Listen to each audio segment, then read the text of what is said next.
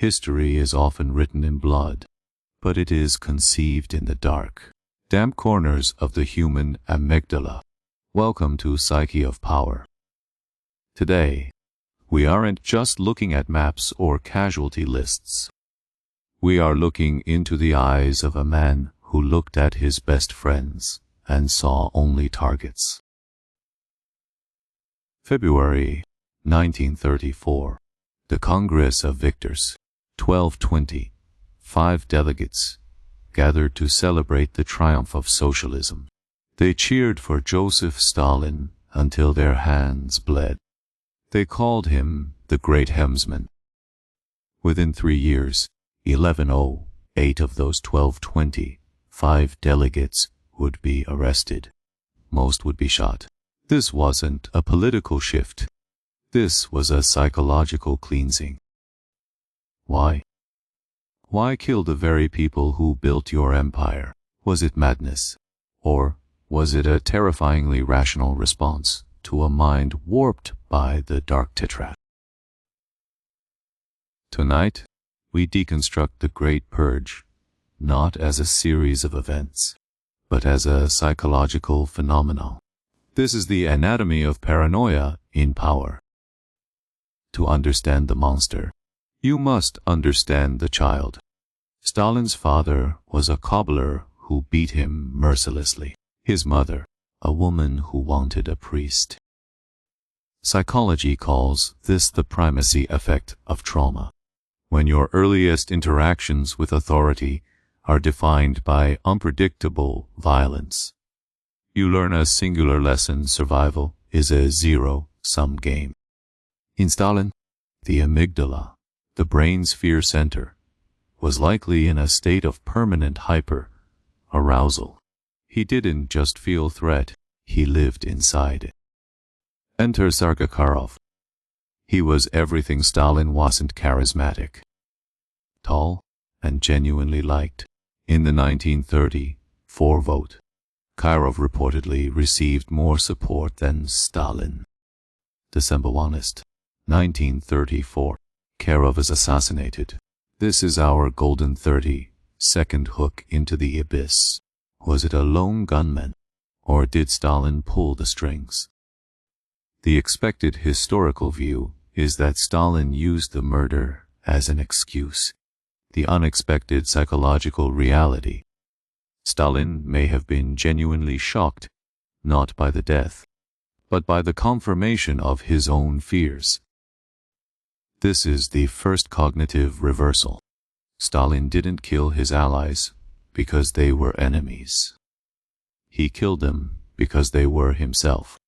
He projected his own treacherous ambitions onto everyone he touched. We often think of paranoia as a weakness. In the world of total power, paranoia is a biological adaptation. It is the hyper-vigilance of the apex predator. The purge began slowly, then like a landslide. It wasn't just the top tier. It was the old Bolsheviks, men who had lived in the trenches with him. Look at their faces. These were the intellectual giants of the revolution. Now, they are confessing to being fascist spies and terrorist dogs. How do you get a revolutionary to lie about his own soul? This is where we introduce the Stockholm Syndrome of the ideologue. Stalin is the textbook definition of the dark Tetrad, but he added a fifth element, the savior complex.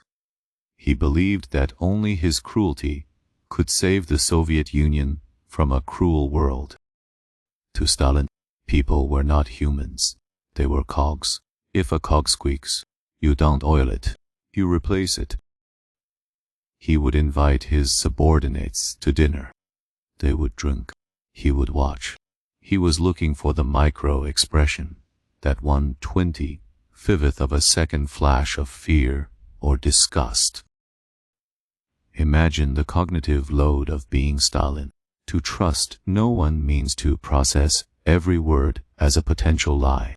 This is totalitarian exhaustion.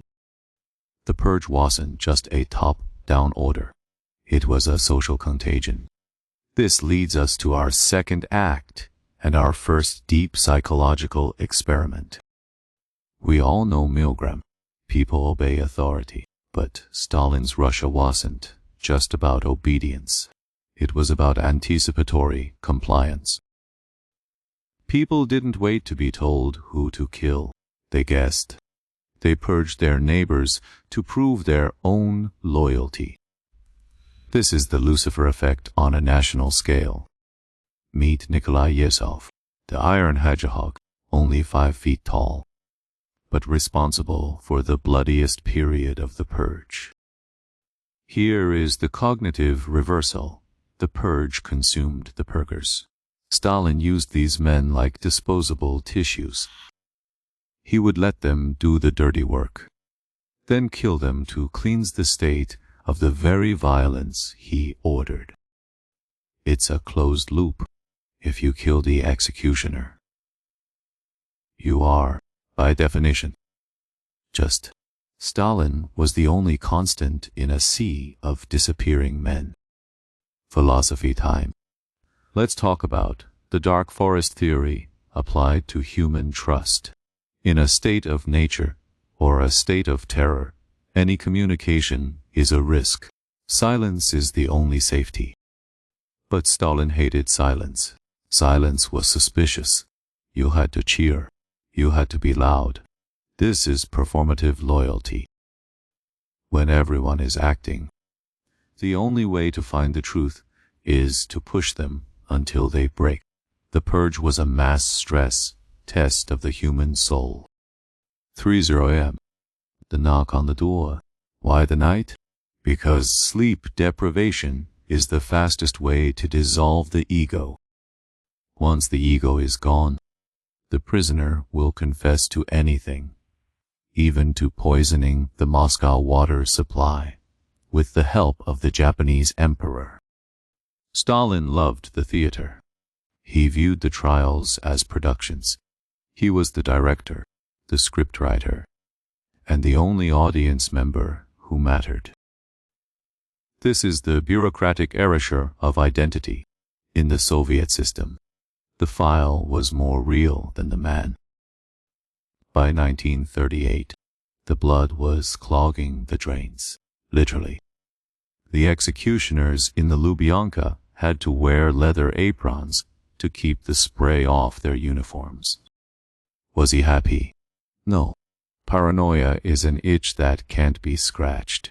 Every person he killed created a ghost that he then had to fear. This is the Macbeth effect. The more blood you spill, the more you see the blood on your own hands, leading to an obsessive need for further purification. In 1937, Stalin turned on the Red Army. He decimated his own officer corps on the eve of World War II. To a rational mind, this is suicide. To a paranoid mind, a weak army you control is better than a strong army that might overthrow you. This is the second psychological reversal. Stalin wasn't trying to win a war against others. He was trying to win a war against uncertainty. But uncertainty is the fundamental law of the universe. Stalin was fighting entropy with a pistol. We are now entering the third act, the descent into the void. As he aged, the paranoia didn't fade, it calcified. He became a prisoner of his own security. He stopped eating food unless it was sealed. He had multiple bedrooms and would choose one at the last minute, so no one knew where he slept. Stalin's inner circle was a living ash experiment. If Stalin said the shortest line was the longest, everyone agreed. To disagree was to die. They were terrified. They would dance for him. They would tell stories. They were the most powerful men in the world. And they were essentially hostages of the will. Lavrenti Beria, the man who replaced Yezhov, a sexual predator and a master of the false flag. Even Stalin called him our Himmler. This was a symbiosis of psychopaths. They fed each other's paranoia to maintain their own relevance. 1952. The Doctor's Plot. Stalin's Final Purge. He targeted Jewish doctors, claiming they were trying to assassinate the Soviet leadership. The irony. Stalin's own health was failing. He was purging the only people who could save him. This brings us to terror management theory. As humans face the reality of their own death, they cling more fiercely to their cultural worldview and become more aggressive toward outsiders. March 1, 1953. Stalin suffers a massive stroke. He lies on the floor for hours. Why didn't they help? Because Stalin had given strict orders. Do not enter my room without permission. To save his life was to risk a death sentence. They waited. They waited for him to die. They were so terrified of his will that they let him rot in his own fluids. His daughter, Svetlana, said his last gesture was pointing an accusatory finger at everyone in the room. Even in death, he was purging. The moment he died, the terror broke. But the psychological scars remained. This is the transgenerational trauma of dictatorship. When a society is built on paranoia, trust becomes a rare resource. It takes decades, perhaps centuries, to recover. Did Stalin change the Soviet DNA? Some psychologists argue that the purge was a form of artificial selection. The brave, the outspoken, and the independent were killed. The compliant survived. Let's look at the third and final cognitive reversal. We think of Stalin as a man of absolute power, but was he? A man who cannot trust his own doctors, his own guards, or his own children is not powerful. He is a prisoner of a 1.5 mass of gray matter, his own brain. Power is an illusion. Paranoia is the cost of maintaining that illusion. Stalin paid that cost in 20 million lives. He wasn't a man of steel. He was a man of void. He filled that void with the bodies of his friends. Each name on this list was a life. A father, a scientist, a poet. To Stalin, they were just noise in his system. Hardcore history tells us what happened. Psychology tells us why it can happen again. The tools change. The amygdala stays the same. The urge to purge the other is a dark software installed in the human hardware. Could you have been a denouncer? Could you have been the one to pull the trigger? Most of us say no. Psychology says, you're lying to yourself. We are all situationally vulnerable.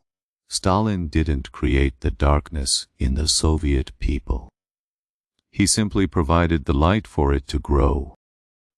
Freedom is not the absence of a dictator. It is the presence of trust.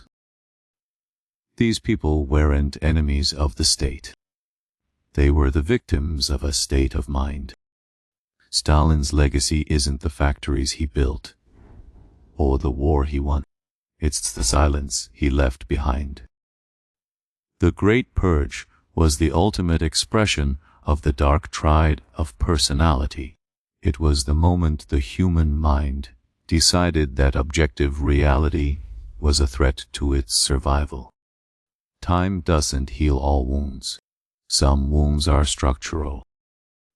To study power is to study the pathology of the soul. We don't analyze history to judge the dead. We analyze it to protect the living.